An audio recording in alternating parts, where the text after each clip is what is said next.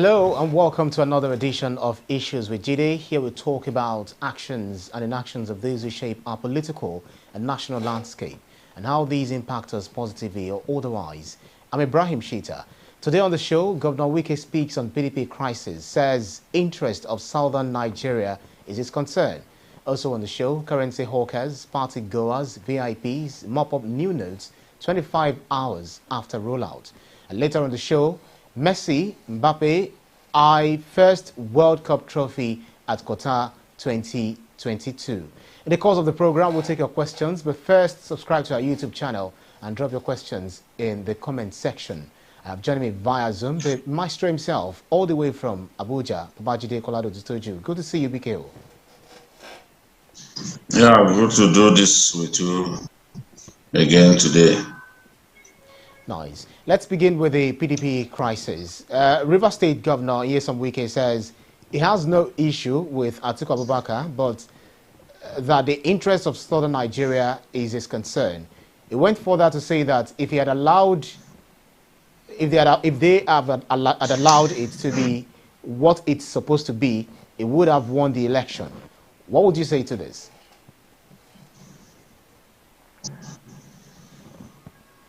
Yes, I also believe that he could have won the primaries because Wike had done his homework very well and he has spent quite a lot of money, strengthening his hand across the different state chapters of the party. So you will find that in many of those state chapters, many aspirants were actually sponsored by him. He showed more than a passing interest in the affairs of the party, and he had been the main financier of the party for up to 4 years.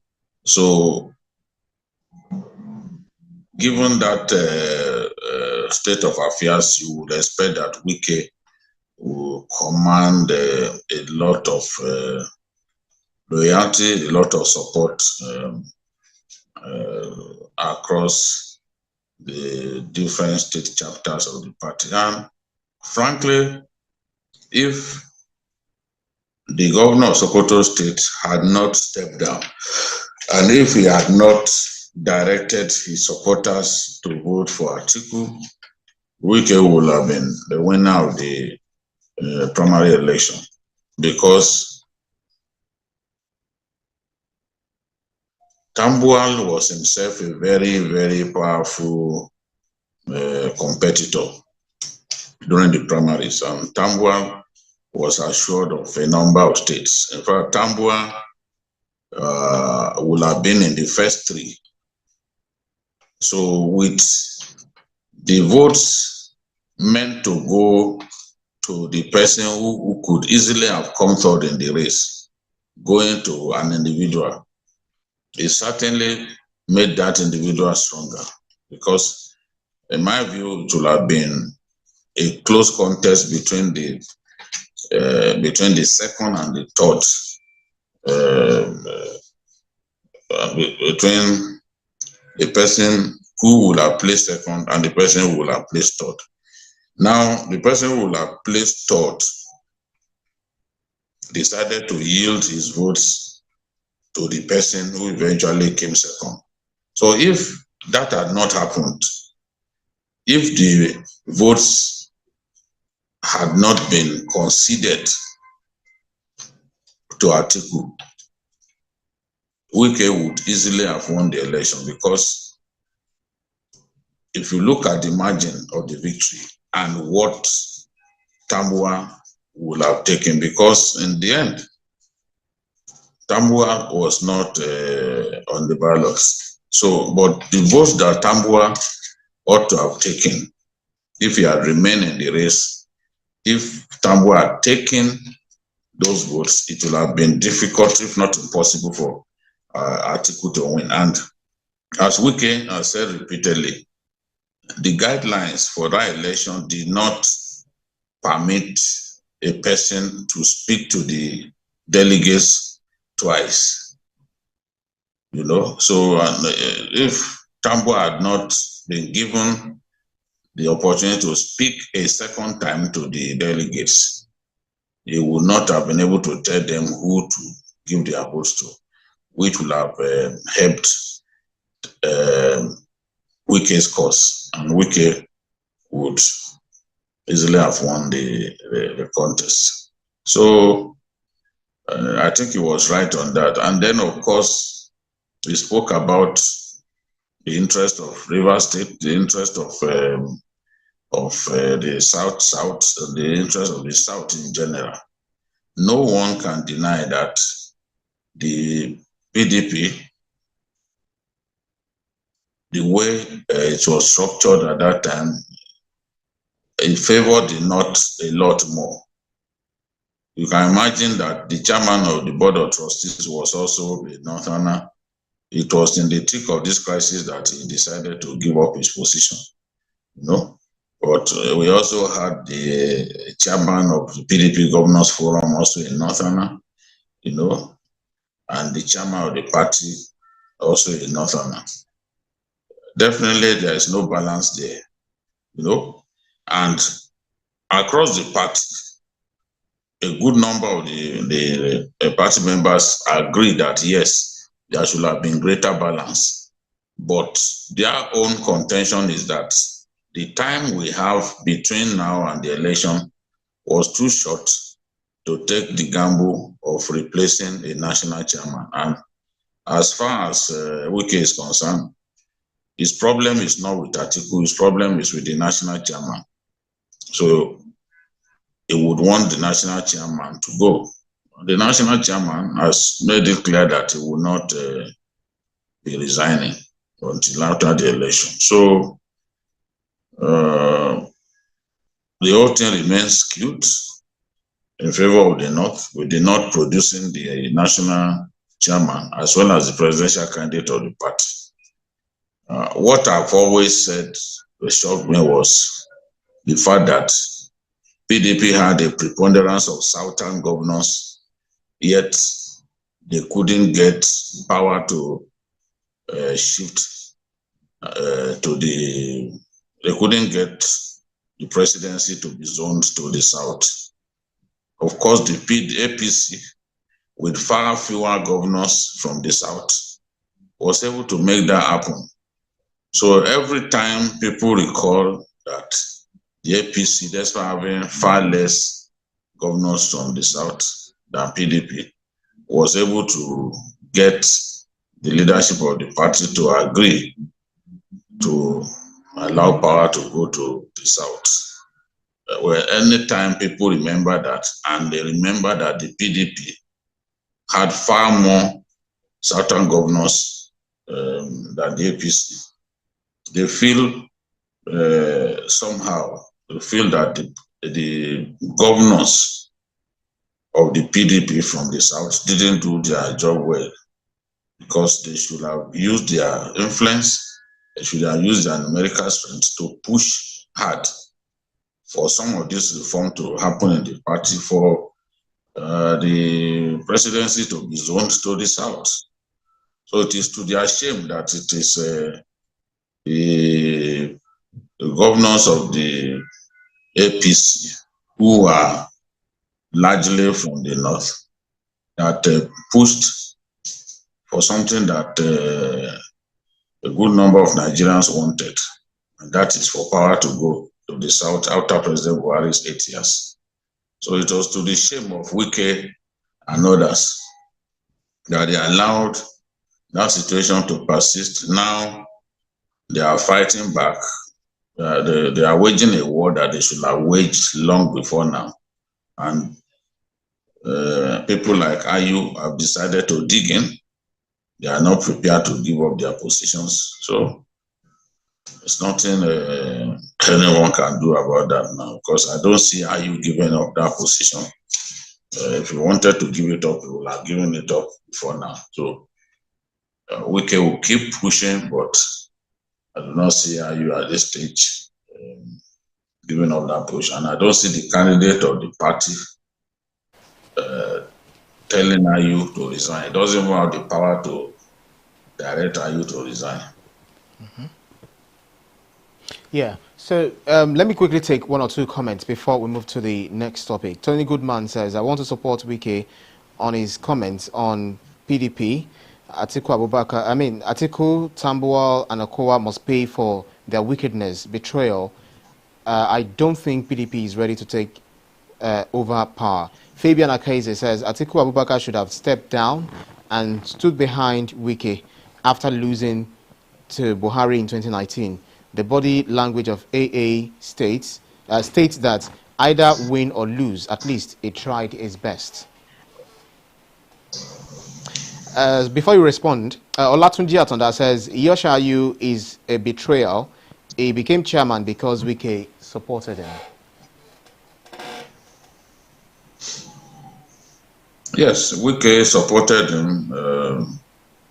Wike pushed for the exit of his own, or the man that he brought. That is Secondus, which is Secondus. He kicked him out only for someone less polite than Uche Secondus to take over. So this is the scenario. Power is sweet. And for someone like Ayu, who had been out of the power loop for so long, who had literally even been forgotten by Nigerians, for him to taste power at this time and for anyone to think that he will give it up easily is foolhardy. We are talking about a professor of political science, for example, who will tell the experience that he knows what power means, he knows how to use power. So he simply demonstrated to Wike and his people that I've been given this power, I'm not going to give it up easily. That's what he's done. Wike and co how to learn from this, they have to play their politics better. You can't be southern governors, have the numerical strength, and be outgunned and snookered within your own party. It means that people didn't know what you are doing. And Wike, when Wike was supposed to rally his southern colleagues, he was busy fighting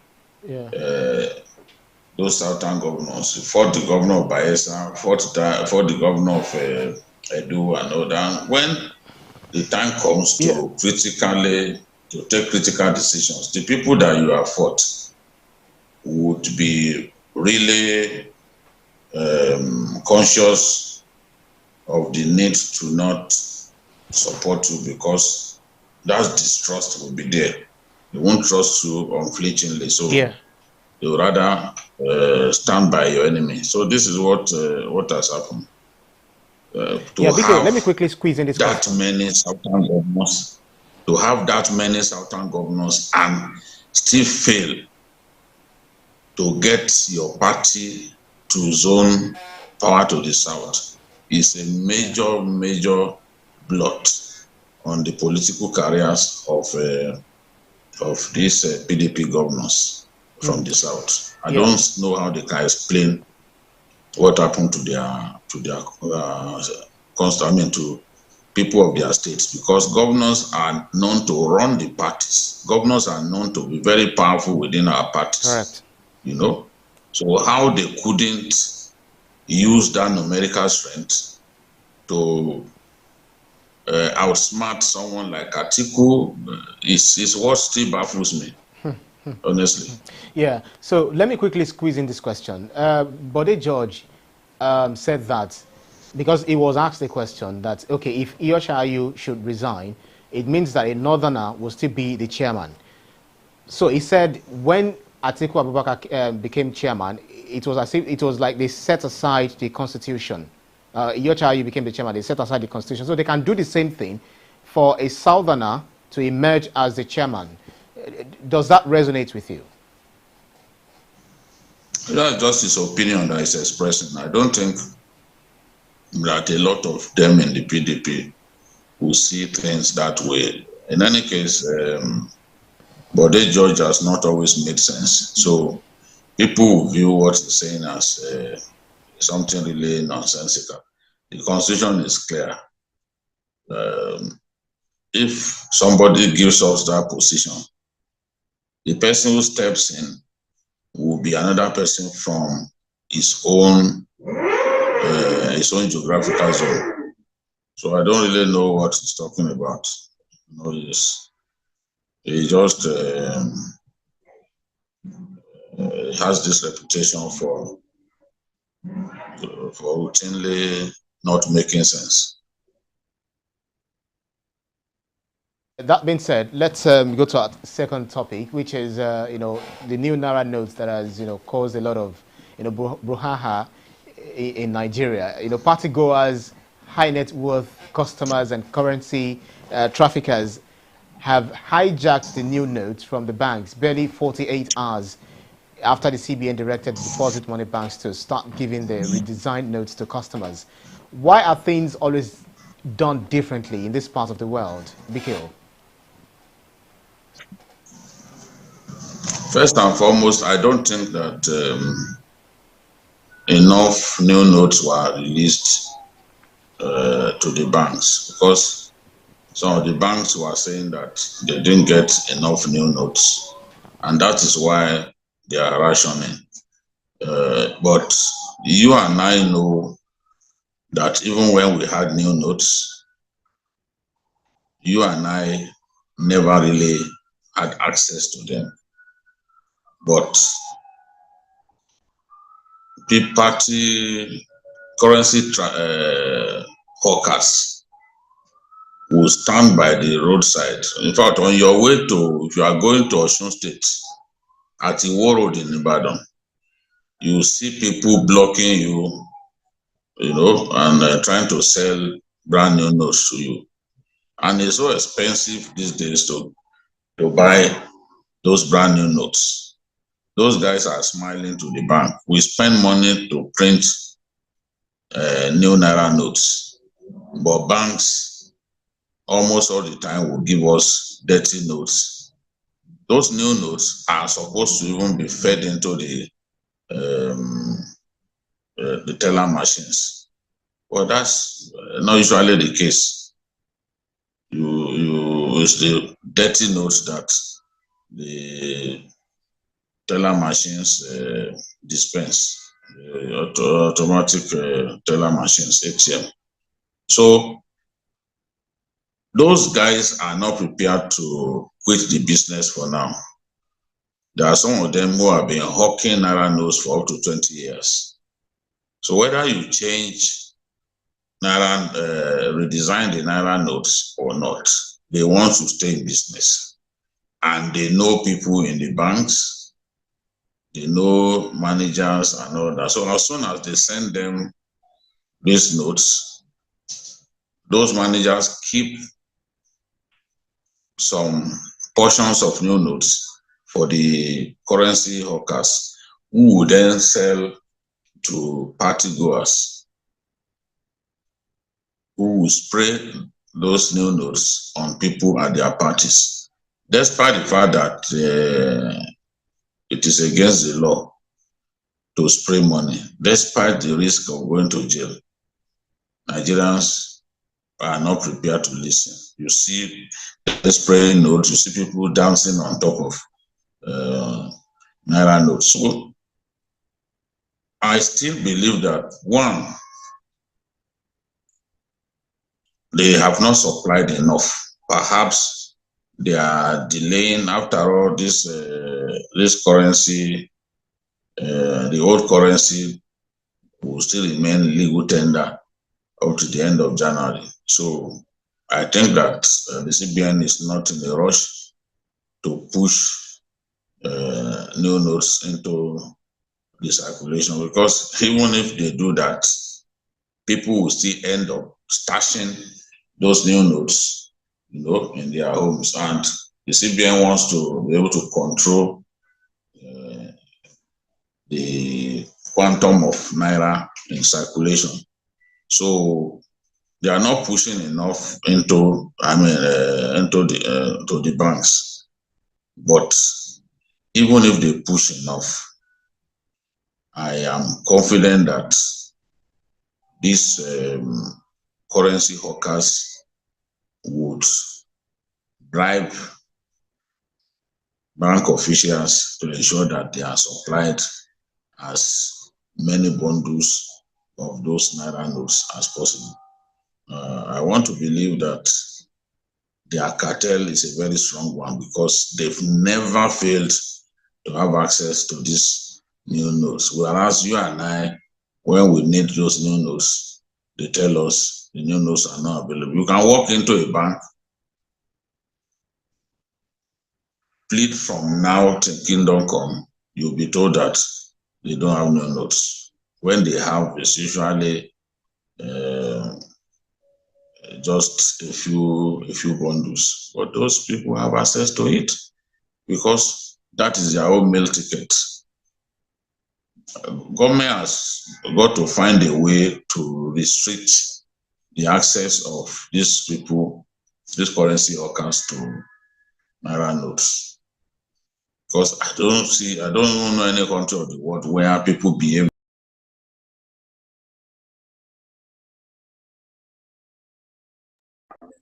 paying people so much money. Something has to be done. This culture is a terrible one. We take it abroad, we take it everywhere. We have to find a way to rein in these guys. It makes no sense at all to be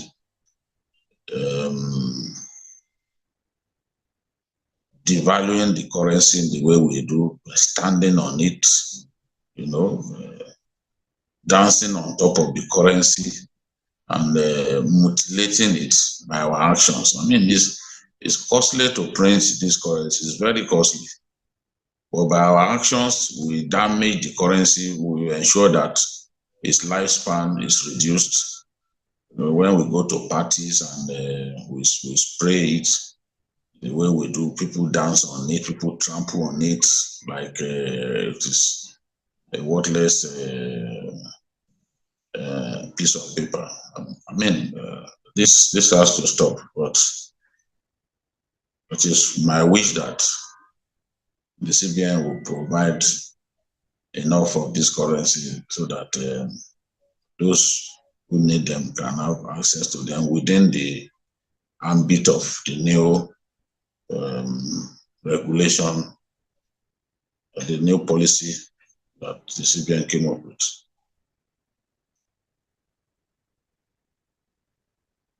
Yeah. So LC Adam says, okay, well, let me start from what Olatunji Atonda said. He said the corruption in CBN is monumental. The CBN governor is of the misfortune of Buhari's government. LC Adams says if you want to spray money in an occasion, just convert the 20,000 naira to 5 naira to spray. Are you playing? Or is this playing, BKO?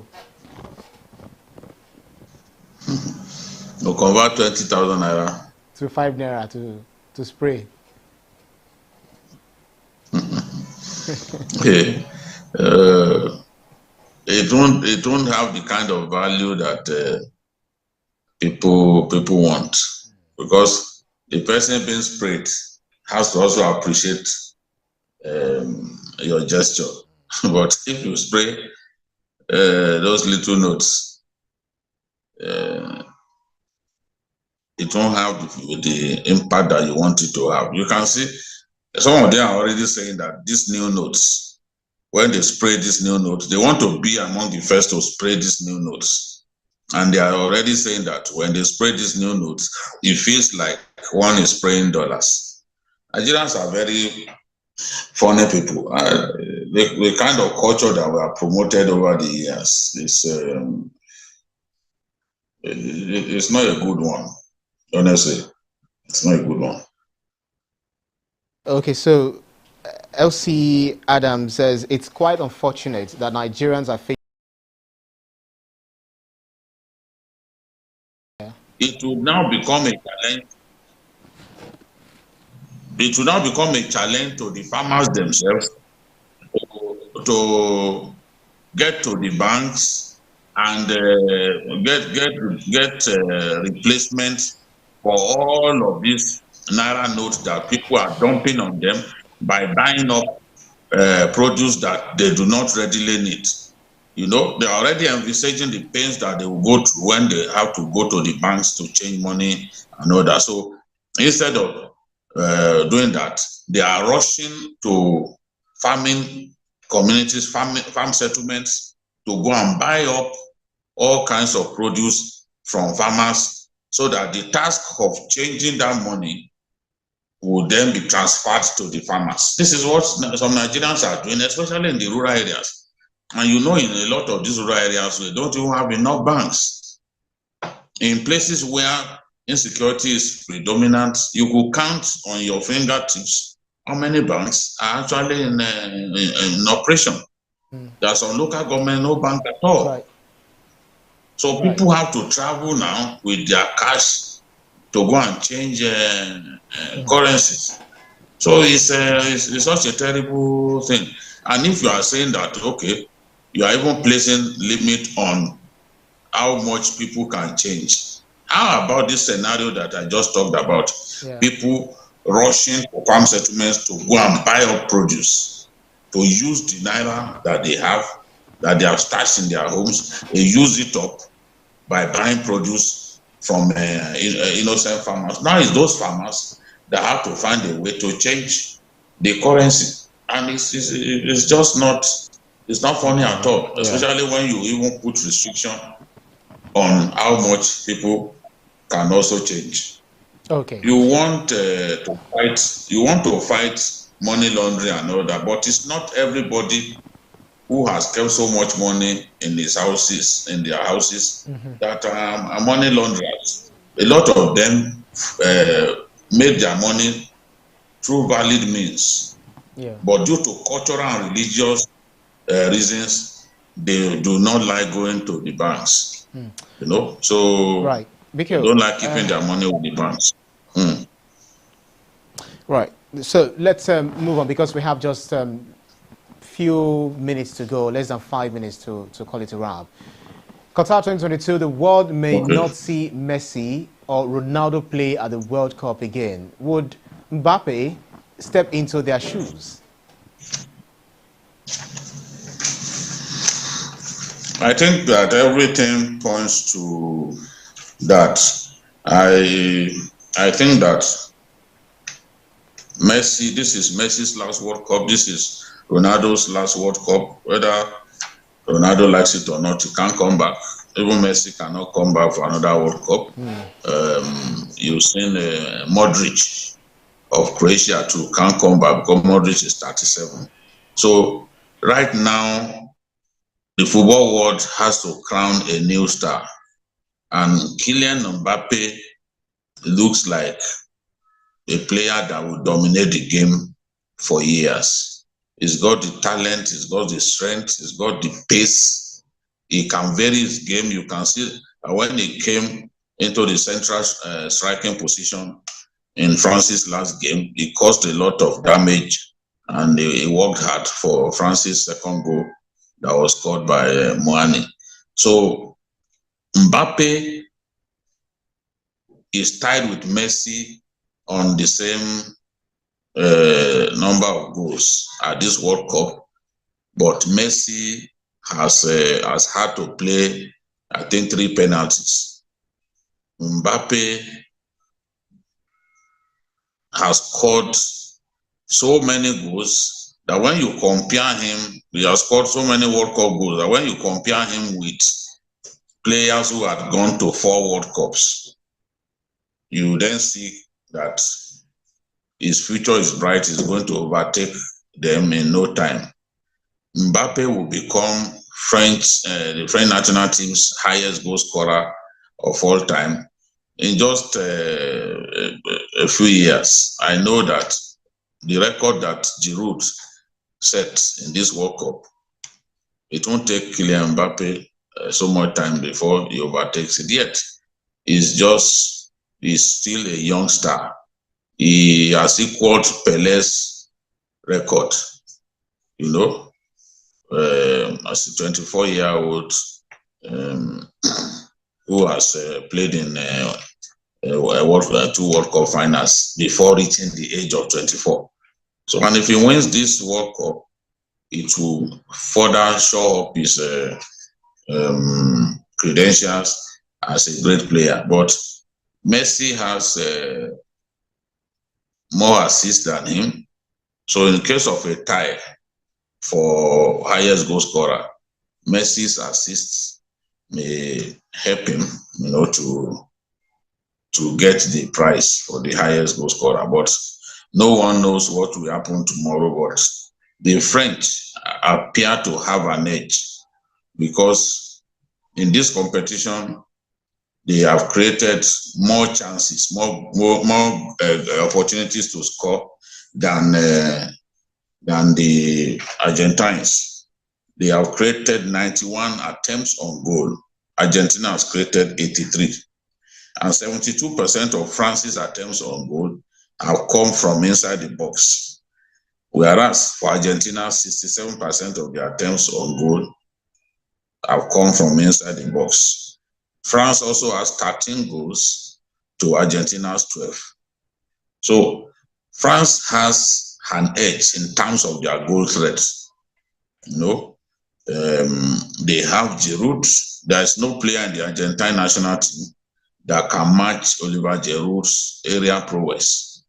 Can see that his course goes with his head, for fun. And then how they cope with the searing pace of Kylian Mbappe is another challenge. So for France, they have to deal with Messi. They can keep Messi out of the game.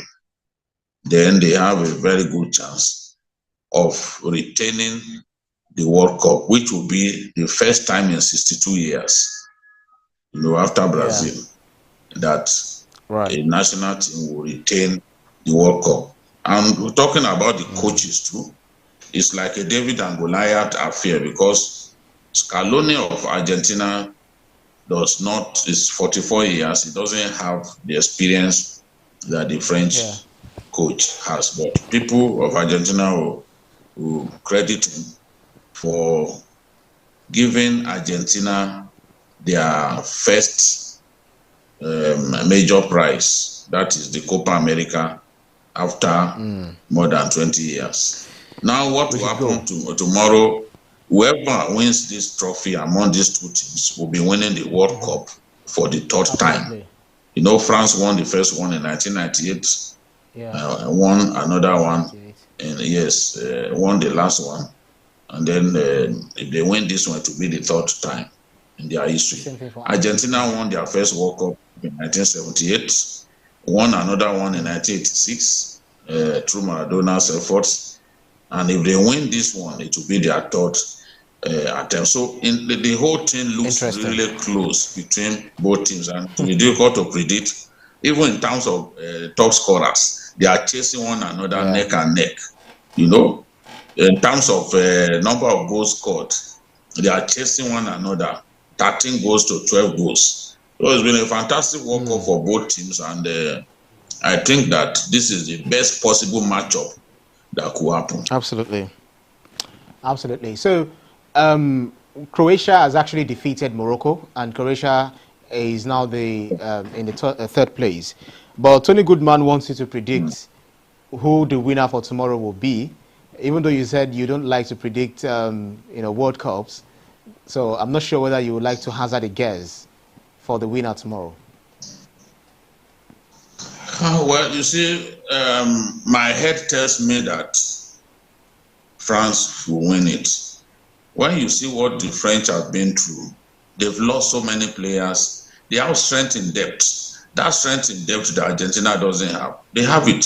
If you know a lot of their big players, Coman, the rest of them who are on the bench, and they missed players, even the current Ballon d'Or winner, is Benzema. Benzema has been injured.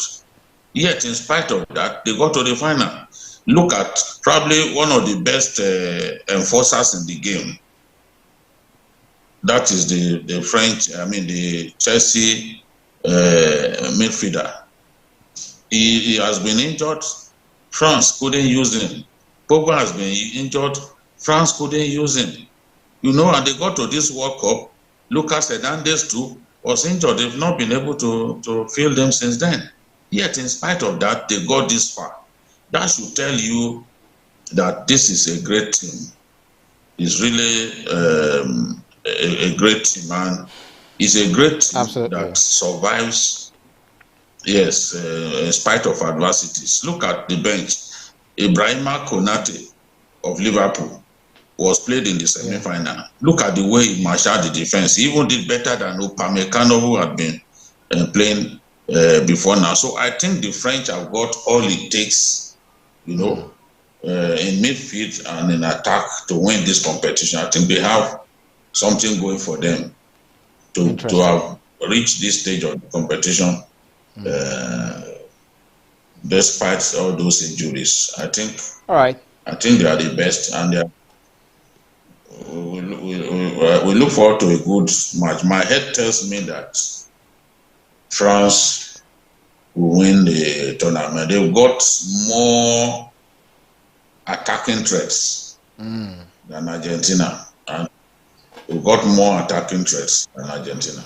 All right, interesting stuff. Fabian Akaize actually agreed with you, saying Argentina will lose the final easily. France will dominate. And Tony Goodman is also saying, I absolutely agree with you. Jide Ibrahim, join us tomorrow after the match to celebrate French-African victory. Goodman has actually been challenging us to, you know, an outing. Maybe one of these days we'll actually honor his outing. But then, that's our show for today's edition of Issues with Jide. Special thanks to you, Babajide Kolade-Otitoju, for those insightful analyses as always, all the way from Abuja.